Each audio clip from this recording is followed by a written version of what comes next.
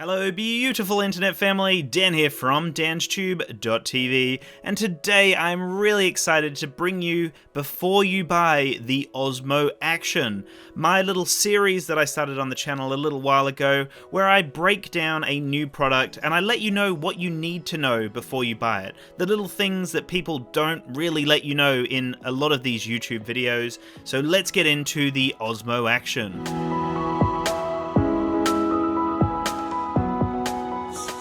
The Osmo Action is a 4K camera that can shoot up to 60 frames per second, it's waterproof down to 11 meters, and you can also shoot in 1080p at 240 frames per second.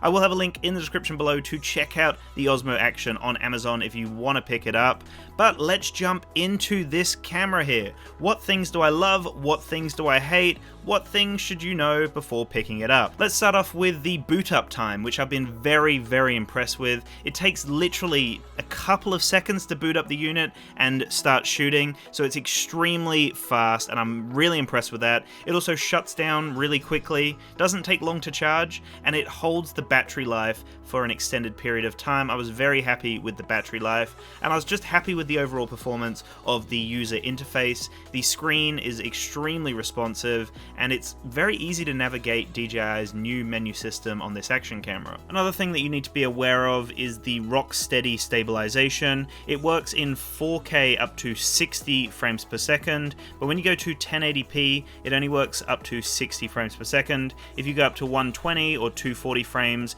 then you don't have the rock-steady stabilization. One of the most important things about an action camera is its video quality. And does the Action hold up? Does it do a good job of producing high quality video? Now, yes, for the most part, it does a really nice job. The 1080p and the 4K look really nice. They're the main two that I've used so far, although you have options with 720p or 2.7K, which I don't really screw with too much, but 4K looks really nice. One thing to mention though is that the camera doesn't seem to perform too well when you have shadows in the scene or some sort of low light situation within even just a day scene. I've noticed that you'll notice a lot of grain in the shadow, and that could have something to do with Rocksteady or the processing or something, because when it's a static scene it seems to do a great job, but straight when you have movement involved, and this was particularly true in the night footage, you'll notice it just goes all over the shop and just does not perform too well. But overall, I'm really happy with the image, and it's a beautiful camera in terms of its user interface and the image combined. It's just really easy to navigate and swap settings. I was really impressed with GoPro's hyper smooth stabilization, which was buttery smooth, almost gimbal-like at times, and DJI have released the Rocksteady stabilization. And in all of the videos that I saw leading up to the release, and all of the influencer reviews, the footage just looked insane. It looked like it was on a rail or literally on a motorized gimbal. But when I started using it, I wasn't as impressed. Now, it's definitely grown on me, and I'm very happy with the stabilization overall, but it's not as good as a lot of these videos are claiming, so hopefully we see improvements to the Rocksteady system over the next couple of weeks. But there is definitely some amazing stabilization going on within this unit most of the time, and I was happy overall, although it did fall apart in low light, which we actually tested the GoPro Hero 7 Black, and it was the same story as well. I will have a comparison between these two cameras very soon on the channel, so make sure to subscribe. But in terms of the low light performance from the Osmo Action, I was really impressed when it was just a static shot. The blacks looked really black without any sort of grain or noise in the image. Well, maybe a little bit, but it wasn't ridiculous, which I was expecting it to be.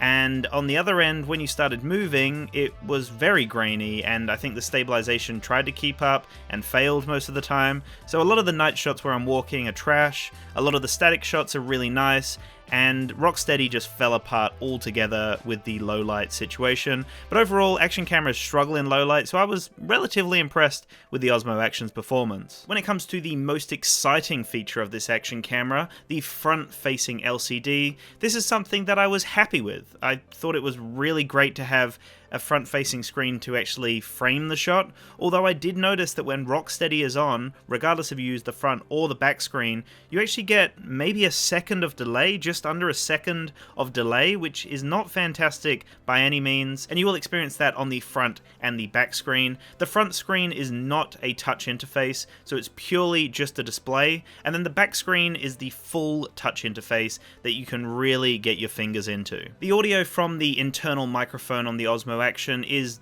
decent. It's not fantastic by any means, but I do have a video on my channel which will be the last upload where I just did a vlogging test. Everything was shot purely on the Osmo Action, so you get a really good understanding of the video and the audio, so that will pop up now on the screen, and I will have a link in the description below to check that one out.